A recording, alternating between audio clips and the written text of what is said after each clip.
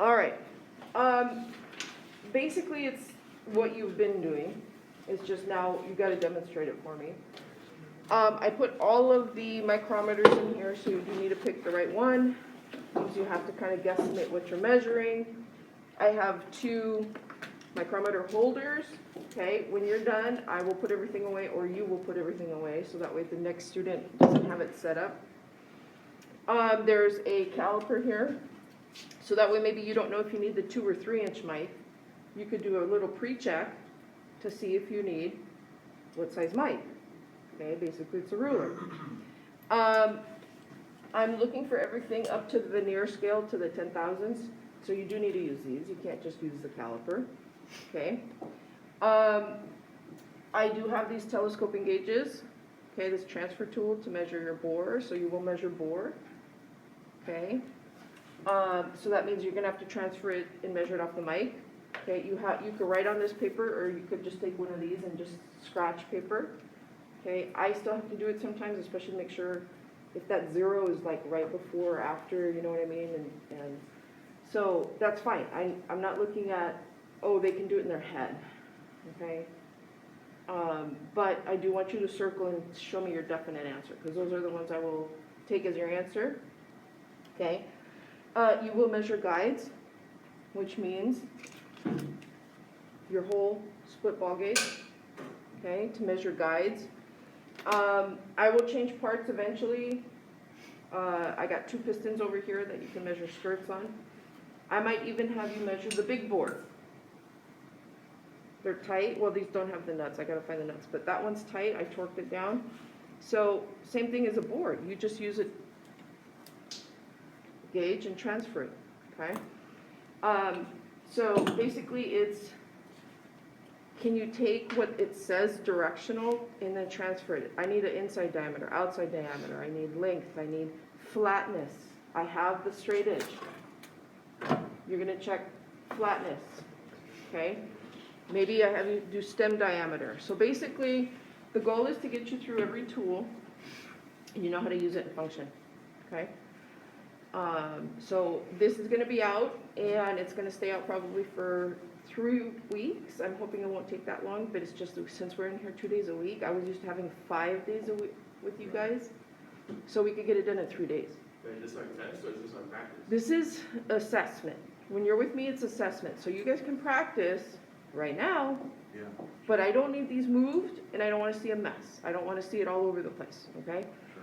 Don't take it with you and then leave it over there somewhere. Practice here, okay? If you want to get a different head and block and practice on the other bench, that's fine, but I need to have all these back here, okay? I cleaned everything down with WD-40, so there should be no rust on anything.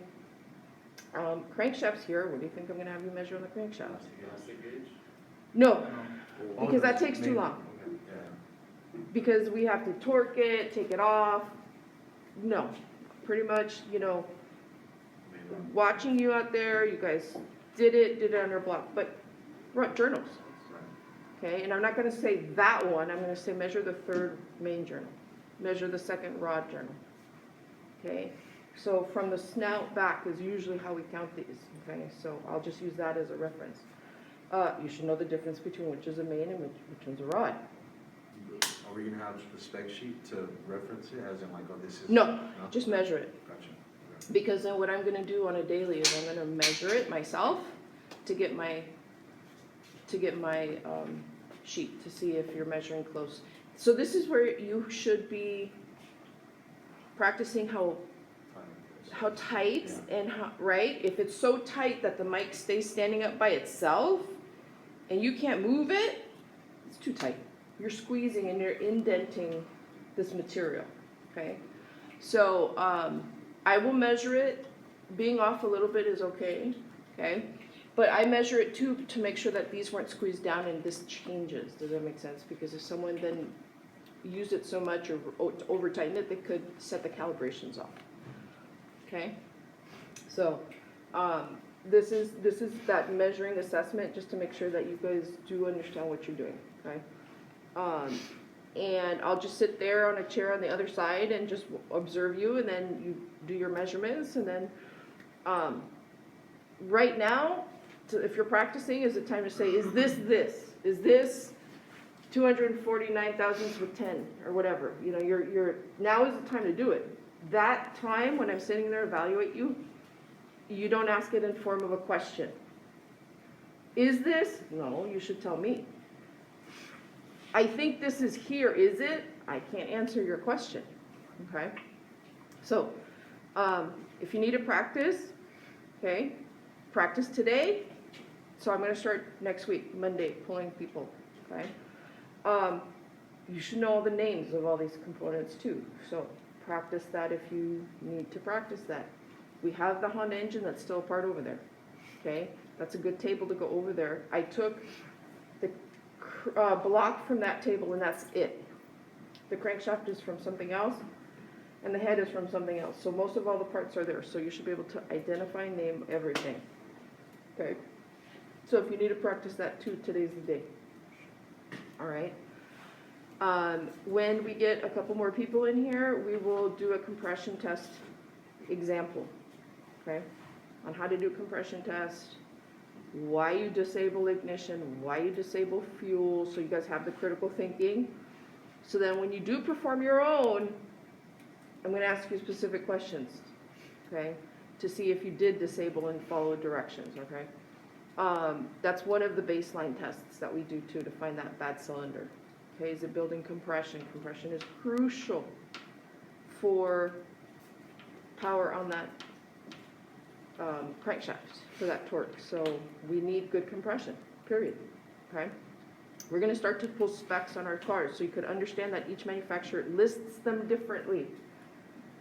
Some will say max, min, if it's under min, nothing, then it doesn't work. Some will say max, min, and if there's more than 10 PSI or 14 PSI between the highest to lowest, engine won't run. Probably 4 cylinders. Because remember the power bands, you got, the crank has to kind of free float for a while till it gets to the next push. So if you have that problem and you have a big PSI difference, might not make it, might struggle. Right? So you might see some of those directions with a 4-cylinder versus a 6-cylinder or 8-cylinder. Does that make sense?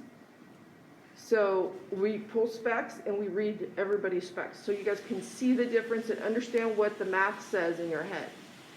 Does that make sense? Because it might have even a more or less, like, you know, the little alligator, remember? I've seen weird directions when it comes to compression readings. You guys have to know how to translate that with what you get on your gauge, okay? To say, is there something wrong with this? Do I move on, or is this the problem? And you stop there, okay? All right,